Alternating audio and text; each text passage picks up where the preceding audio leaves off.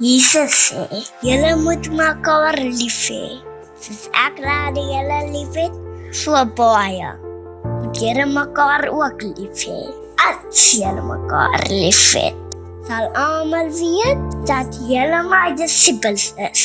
Amen. Goeiedag, ek is Barnard. Baie welkom by Helderberg se digitale diens.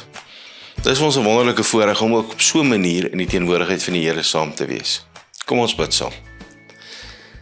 Here Jesus, ons is vir U lief met ons hele hart, ons hele siel en ons hele verstand. Here, dankie dat U hier teenwoordig is en dat ons kan weet dat U 'n heilige God is wat met ons op pad is.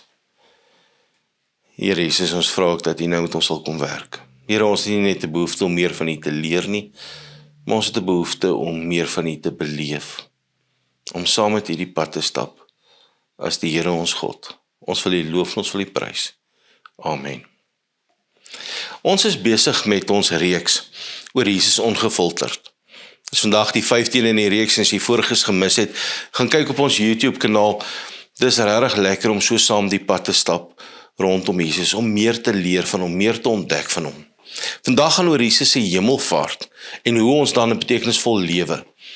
En ons kyk na die disippels wat staan en staar na die wolke en nie weet wat nou nie. As ons vandag by mekaar is en ons lees uit in Johannes 16 vers 7 dat daar staan, tog sê ek vir julle die waarheid, dit is tot julle voordeel dat ek weggaan. As Jesus dit vir die disippels sê, en hy word dan weggevat in die wolke, en hulle staan daar verslae, dan verstaan hulle nie, hoekom is dit tot hulle voordeel dat hy moet weggaan nie, dat hulle agterbly nie.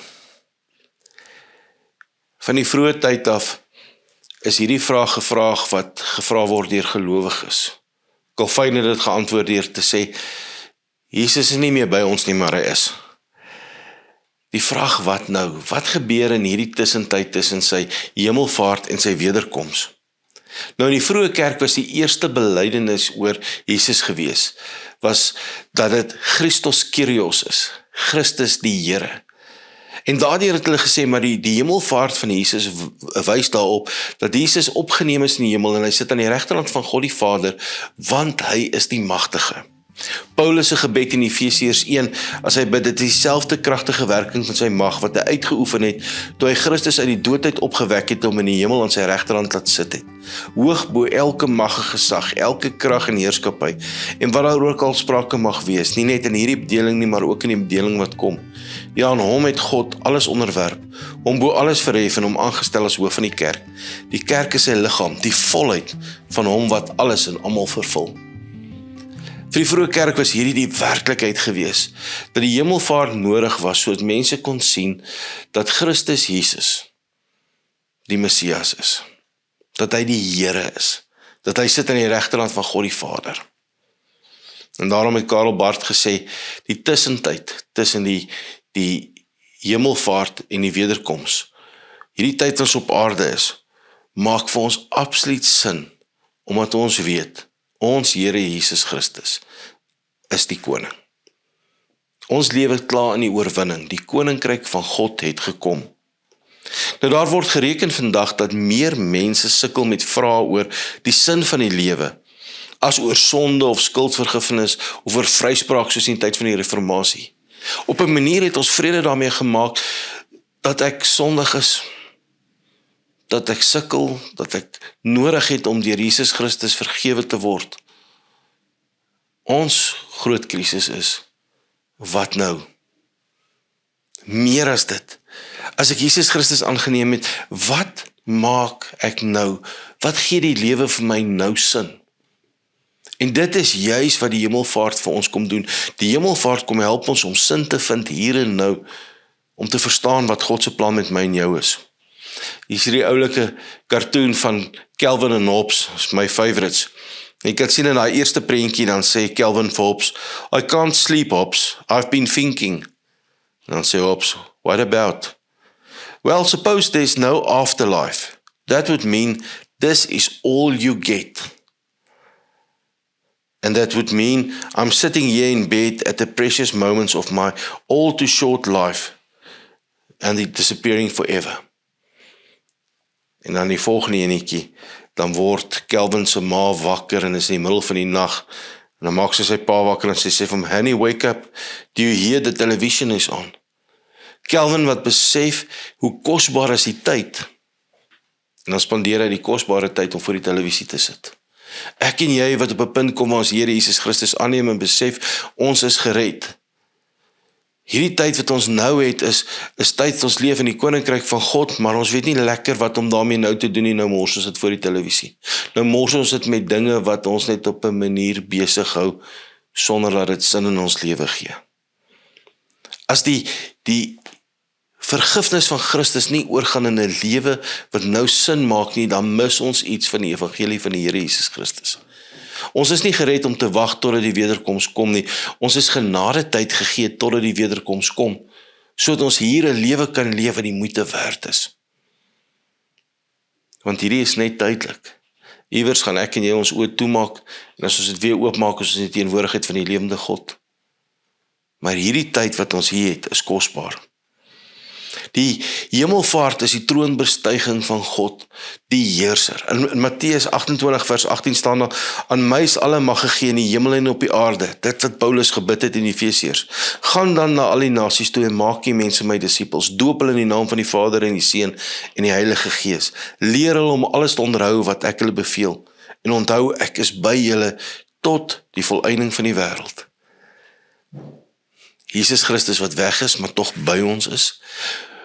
Maar die feit dat hy koning is, kom en hy kom sê vir ons die rede hoekom hy hemel toe gegaan het en heers vanuit die hemel en ek en jy hier is dat ons genade tyd het om aan mense wat hom nog nie ken nie, die evangelie van die Here Jesus Christus te verkondig.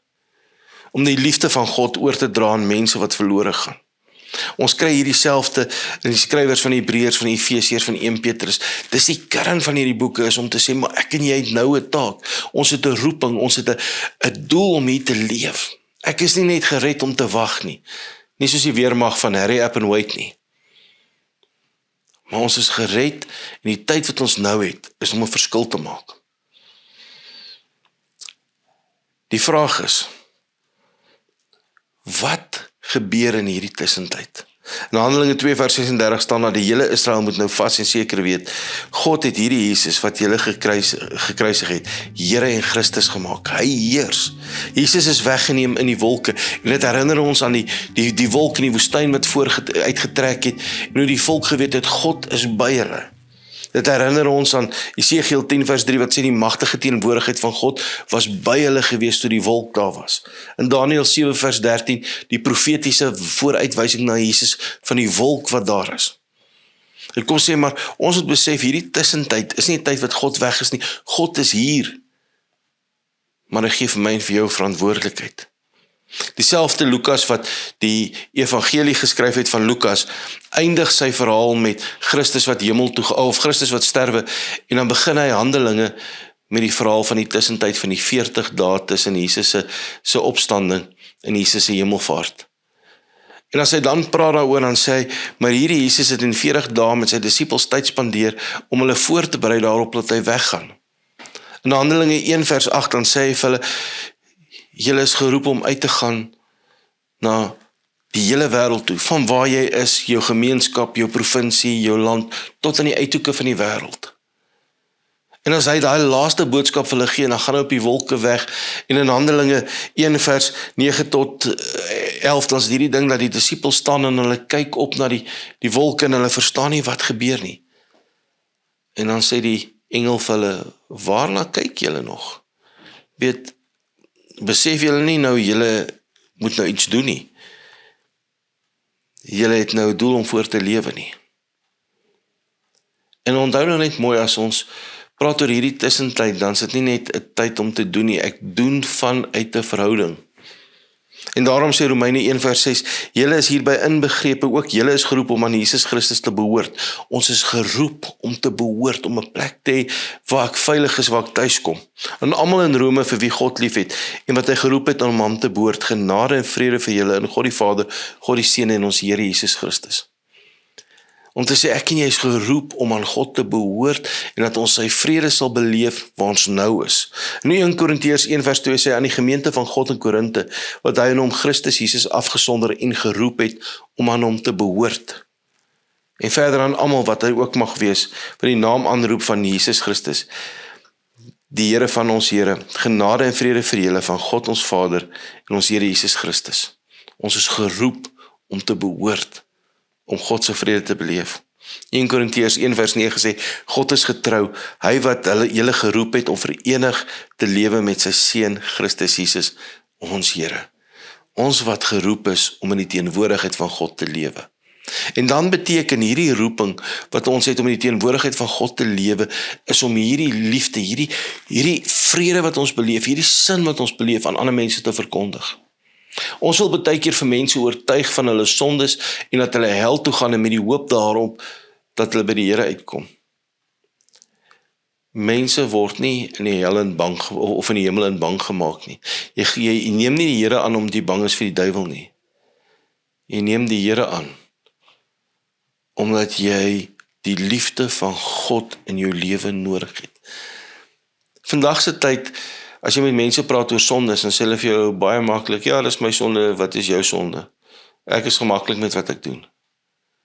Maar wanneer jy met mense praat, kom jy agter, almal het hierdie onsaglike behoefte om iewers te hoop, om 'n doel te hê vir hulle lewe wat vir hulle lewe werklik sin maak. Ons sien dit in die manier hoe mense jaag van een ding na die volgende ding, en maak nie saak wat se prestasies hulle behaal, wat se sukses hulle behaal nie, hulle op 'n punt kom wat hulle sê, yes, ek is leeg. Die grootste smagting van elkeen van ons is om 'n lewe te hê wat die moeite werd is. God het ons so geskape. Hy het ons geskape dat ons slegs kan tuiskom wanneer ek hierdie vreugde het dat ek in 'n verhouding met God is.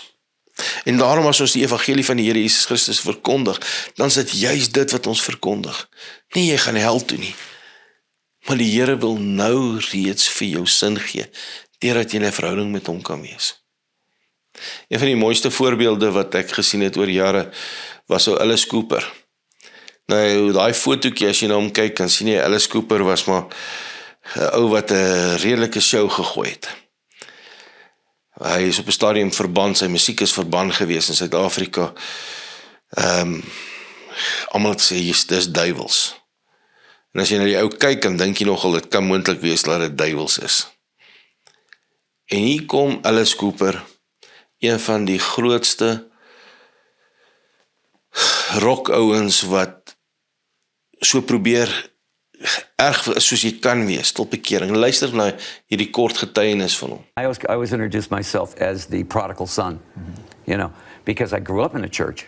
Then I went as far away as I could and then got reeled back in. I don't do Christian rock, but I'm a Christian that does rock. I grew up in a Christian household. My dad was a pastor, and he was an evangelist for 25 years, and did all that. And I used to go up and do missionary work with him with the Apaches in Arizona. My grandfather was a pastor for 75 years. So I grew up in a Christian home, and my wife's father is a Baptist pastor. So I was like, we were PKs, preacher's kids, married each other. So I always refer to myself as the real prodigal son, because I went out and the Lord let me do everything. Maybe he didn't let me, but allowed it, and then just started reeling me back in, saying, okay, you've seen enough. Now let's bring you back to where you belong. And when you get out there and you realize that you've had every car, you've had every house, and then all that, you realize that that's not the answer. That there's a great big nothing out there at the end of that. So the materialism doesn't mean anything, and a lot of people say that there's a big God-shaped hole in your heart, and when that's filled, then you really are satisfied. And I think that's where I'm at right now. I'm very young in the faith, even though I grew up in it. So I do a lot of study, a lot of Bible study, things like that. After about 2 weeks, Cheryl had gone. She'd gone to Chicago and said, I can't watch this. Right. Yeah. But the cocaine was speaking a lot louder than her. Yeah. And finally, I looked in the mirror, and it looked like my makeup, but it was blood coming down. I think I might have been hallucinating. I don't know. Flushed the rock down the toilet and went to bed for 3 days. And I woke up and I called her and I said, it's done. And she goes, right. She said, you have to prove it. And that was the beginning of our relationship coming back. Of course, one of the deals was we start going to church. Yeah. And we started going to North Phoenix Baptist, and there was a pastor there, Jackson, who was a Hell's Fire pastor. Yeah. And there's 6,000 people, and he was talking to me because I was a prodigal son. Yeah. Remember, I grew up in the church. My dad was a pastor. My granddad was an evangelist. And when the band happened, it took me as far away as you could possibly. I was the poster boy for everything wrong. Yeah. And then when I got sober and everything, came back to the church, realizing that's where I belonged there. So we started going to, and a lot of people say, I came to Christ because my love of Jesus. I came to Christ because of my fear of God. Wow. I totally understood that hell was not getting high with Jim Morrison. Yeah. Hell was going to be the worst place ever. In fear, I came back to the Lord. But I went to another church, and that pastor preached the love of Christ, which now you put the two together, and it was exactly right. Yes. Well, the Bible even says some saved by fear. And there's a point where some people, they need the hell scared out of them. I'm telling you, I had, because I knew if I died, and I knew, in other words, I knew who Christ was, Jesus Christ was, and I was denying him. Because I was living my own life and I was living my life without him. I knew that there had to either come a point where I either accepted Christ and started living that life, or if I died in this, I was in a lot of trouble. And that's what really motivated me. What does that mean when you say accepted Christ? What does it mean to accept Christ? Well, I don't think we accept Christ. I think we accept the fact that he accepted us. Yeah, sure. And I just got to a point of saying, I'm tired of this life. And I know that this is right. When people say, well, how do you know that? Put that into words. And I go, you can't put that into words. It's because God opens your eyes and he says, and it's supernatural. That's right. And you try to tell that to people and they go, well, yeah, but so is voodoo and so is this. And I go, no, you don't understand. And I could never explain it to you. But when the Lord opens your eyes and you suddenly realize who you are and who he is, it's a whole different world, and right then, I was baptized, and I went to my pastor and I said, I think I got to quit being Alice Cooper now. Mm-hmm. And he goes, really? He says, do you think God makes mistakes? And I went, no. He says, look where he put you. Yeah. He put you in the exact camp of the Philistines. Yeah. And you were basically the leader. Yeah, that's true. So now, what if you're Alice Cooper, but what if you're now following Christ? Wow. And you're a rock star, but you don't live the rock star life. Yeah. Your lifestyle is now your testimony. Wow. And that made total sense to me. Once you realize that Alice is a character, Yeah. and that's another world over here. Here's the world of Alice Cooper. And so I'm not touring right now, so I'm over here. Yeah. I'm in Solid Rock right now. So this is the world I'm in right now. I'm in Solid Rock. Tomorrow is a big tournament and this and that. People have to remind me I'm Alice Cooper. Yeah. Because I totally kind of forget about it, But in a couple months, I'm going to be back over here again. I respect Alice, the character, and I love the character. He's fun. He's my favorite rock star. Because we even talk about him in the third person. Yeah, I noticed that. Yeah. We say, what should Alice wear here? Yeah. I don't think Alice would wear that. So he's totally divorced from me. Yeah. I don't think like him. When I'm on stage, I think like Alice. Yeah. And that's a different thing, But again, with the career and all the stuff, hey, for one thing, I'm Christian. Yeah. And if you were going to put what's important in my life, Alice Cooper would be somewhere around 5th or 6th place. Christianity is basically your one-on-one relationship with Jesus. Right. And so if you're a disciple of Jesus, you read, you absorb it, you try to live that life. That doesn't say anywhere in there that I can't be a performer. Right. Doesn't say anything in there that I can't, be an artist. I always question people especially the extremists. It's always the extremists that cause the troubles, I said, would it be okay if I played Shakespeare then? Well, sure, Shakespeare's fine. I said, like Macbeth, would it be okay? Yeah.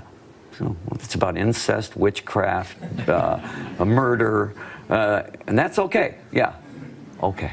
Because a lot of the times people criticize stuff they'll never read or never see anyway, right? Yeah. Well, they stay away from it. It's rock and roll. Well, it can't be Christian, and yeah, I'm not a Christian. I don't do Christian rock, but I'm a Christian that does rock. So, but I do study every day.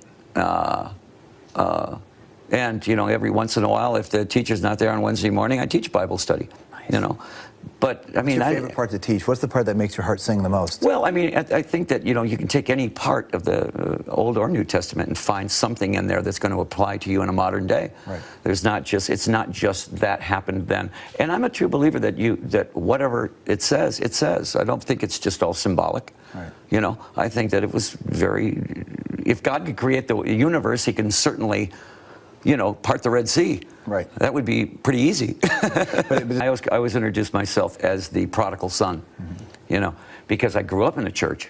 Then I went as far away as I could and then got reeled back in. And when I came back in, all the stuff that I was doing, what do I want? Another house, another this, another that, another that. What I was really looking for was that relationship back with Christ again. And when I found that, it didn't change what I did for a living, I think I write differently now. Yeah. I think when I write, I don't necessarily, when I wasn't a Christian, I was going, yeah, sure, sleep with anybody. I don't believe that now. I think that there's a moral core that we're missing. A lot of guys think, oh, just another religion. Yeah. Okay, well, the last thing you want is religion in your life. What you want is Christ in your life. You don't want religion in your life. Yeah. I think people judge Christians by other Christians. Yes. And immediately they think, well, you're Christian, so you can't do any wrong, and you're better than me. And I go, that's just the opposite. Yeah. And when you become Christian, you become very aware of how far away you are. But again, Satan uses that. Yeah. Satan uses that as a weapon. I'm Christian and I made a mistake. Oh, yeah. Well, then you're not really a Christian. Yeah. Well, we're a work in progress, aren't we? Well, exactly. But, you'd be surprised how much that they have this image that you have to be perfect if you become a Christian. Yeah. We'd like to be perfect, but we're certainly not going to be. Yeah, that's right. If you become a Christian, what you're saying is, I'm not God anymore. Yeah. Good point. If you're saying, I'm not God anymore, everybody wants to be God. Even Christians have a hard time giving up your life. That's the last thing they want to give up. Is the fact that I want to make my decisions. Before, you always are self. You're always self-centered. I mean, everything is for you. It's yourself is God. And we make lousy gods. Humans make really lousy gods, I think. So we got to let God be God, and us be, what we are. And so I think that's what really changes is your focus on who you're serving. You're not serving you. You're serving Christ. God's chipping away at your life all the time to try to make you more like him.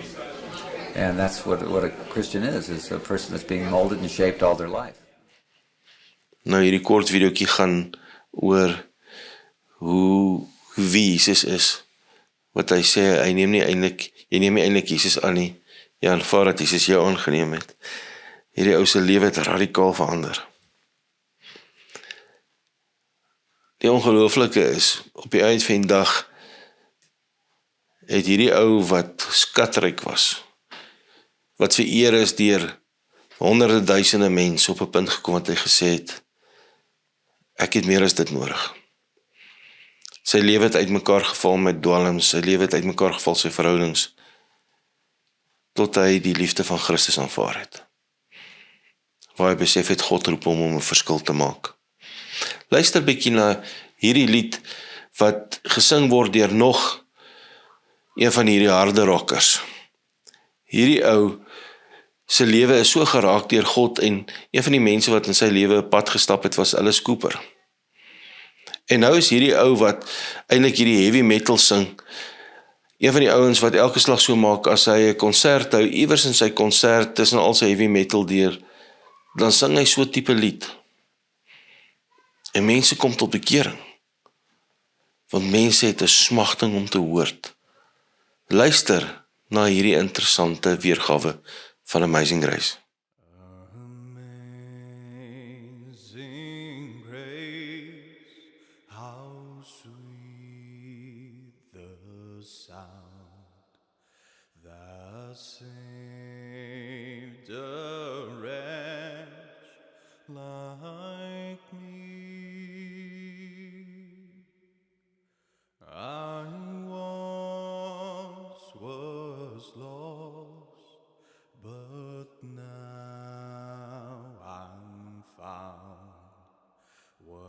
was blind, but now I see. 'Twas grace that taught my heart to fear, and grace my fears relieved. How precious did that grace appear, the hour I first believed. Through many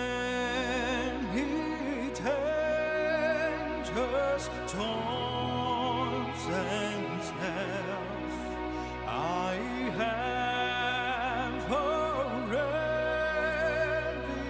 come. 'Tis grace that brought me safe thus far, and grace will lead me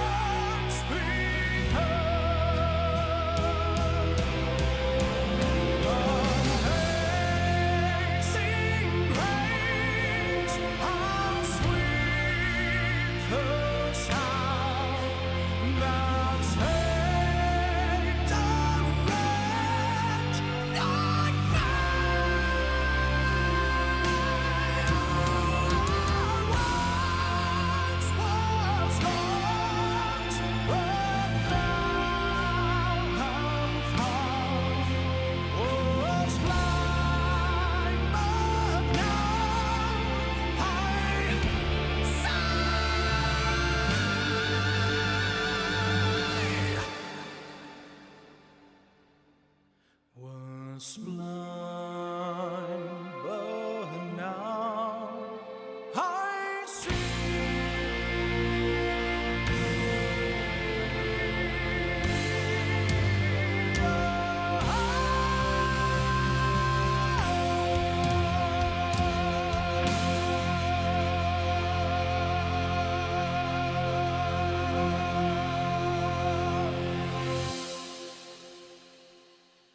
Wanneer ons kyk na wie die Here Jesus Christus is in ons lewens, dan smag ons daarna om te sê, ek wil nou sin in my lewe hê. Dit moet nou al so wees dat waar ek nou leef, ek 'n verskil maak. In 1 Korintiërs 3 staan daar, God is ons medewerker en ons is medewerkers in diens van God. Dis wat die hemelvaart maak. God wat koninge sê, ek en jy is hier op aarde deel van die medewerkers om die evangelie te deel en die wat hom nie ken nie. En julle is die saailand van God, julle is ook die gebou van God. Volgens die genade wat God my gegee het, het ek soos 'n goeie bouer die fondamente gelê en 'n ander bou daarop. Maar hy moet mooi kyk hoe hy verder bou, want niemand kan 'n ander fondament lê as wat daar reeds gelê is nie.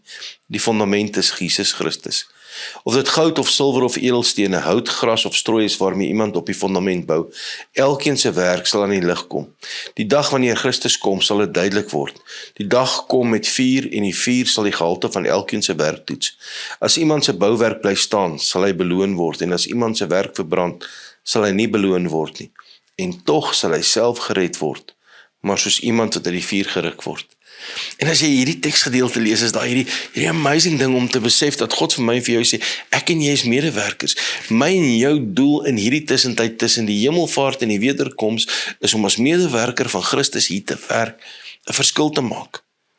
En as jy ons werk gaan getoets word, jy kan jou lewe hier spandeer en geen verskil maak in mense se lewens nie. Of jy kan jou lewe hier spandeer en jy kan mense se lewens inbou. Jy kan die evangelie van Christus verkondig en jy kan die vreugde beleef van mense wat wil bekering kom. Ek en jy gaan eendag voor God se troon staan. Nie om geoordeel te word nie. Ons het die oordeel klaar vrygespring deur die genade van die Here Jesus Christus, want ons het hom aangeneem. Maar hy gaan ons werke toets. Hy sê dit gaan soos 'n vuur wees wat deurbrand. En weet jy, jou werke maak nie of jy gered word of nie gered word nie. Hy sê selfs as al jou werke verbrand, sê nog steeds gered word. Maar jy gaan uitmis op die vreugde van die hier en nou. Ek en jy die voorreg om hier 'n verskil te maak. Efesiërs 2 vers 10 sê, nee, God het ons gemaak wat ons nou is, in Christus Jesus, het hy ons geroep om ons lewens te wy aan die goeie dade waarvoor hy ons bestem het.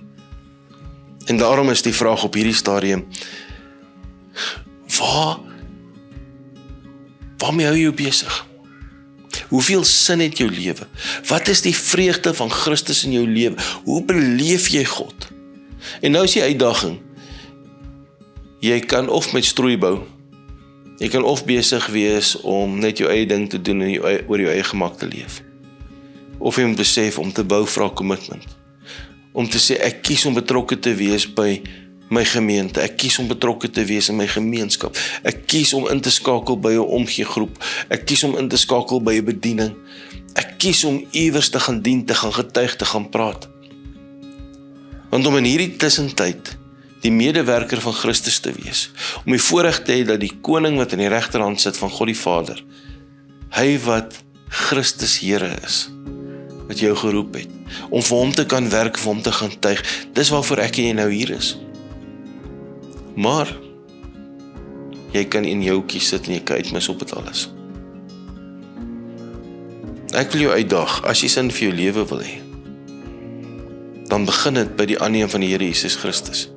Want dan gaan jy behoort en hy gaan vir jou vrede gee. En hierdie roeping om te behoort by hom is om sy hart te deel vir mense. Dan kan jy sit en wag tot die wederkoms. En jy kan uitmis op die vreugde van die lewe. Of jy kan die verantwoordelikheid vat om die evangelie te verkondig. Om uit jou gemakzone te kom, om te praat met mense, te deel, met die wete dat God die Heilige Gees op hierdie stadium by jou is, sodat jy, waar jy gaan, om ook by jou kan beleef. Kom ons bid saam. Here Jesus, help ons om iets van die liefde te kan uitdra na 'n wêreld. Here, is vir ons maklik om 'n ou soos Alice Cooper te beoordeel en te veroordeel. En dan te besef hoe hierdie man besig is om elke oomblik te getuig van wie hy is. Hoe hy uitreik na mense rondom hom, hoe hy mense se lewens aanraak. Nie om te hulle veroordeel nie, maar om te vertel hoe sy lewe sin gekry het, toe hy by U uitgekom het. Here, wanneer ons U aanneem, Here, is dit baie keer vir ons so groot dat ons net gaan sit. Ons is so oorweldig dat ons hoort dat ons nooit weer opstaan en iets doen nie. Here, dankie dat die roeping is, dat ons lewe nou al reeds moet sin hê, dat ons moet hoor, dat ons die vrede moet beleef, maar dat ons die medewerkers is. Dat ons in U koninkryk kan bou, kan getuig, kan vertel, kan lief hê, mense kan intrek. Here, hier is ons. Laat U koninkryk kom. Ons is bereid om onsself te gee. Amen. Ons nou die geleentheid om Here ook te dien met ons dankoffers, ons offergawes. Om vir die Here te sê, Here, ek neem verantwoordelikheid, ook deur dit wat ek het en wie ek is, om U koninkryk te vestig in hierdie wêreld. Ontvang dan die seën van die Here. Mag die genade van God die Vader, God die Seun en God die Heilige Gees by jou wees. Mag jy as medewerker van Christus gaan lewe met 'n vreugde, omdat jou lewe nou sin het. Amen.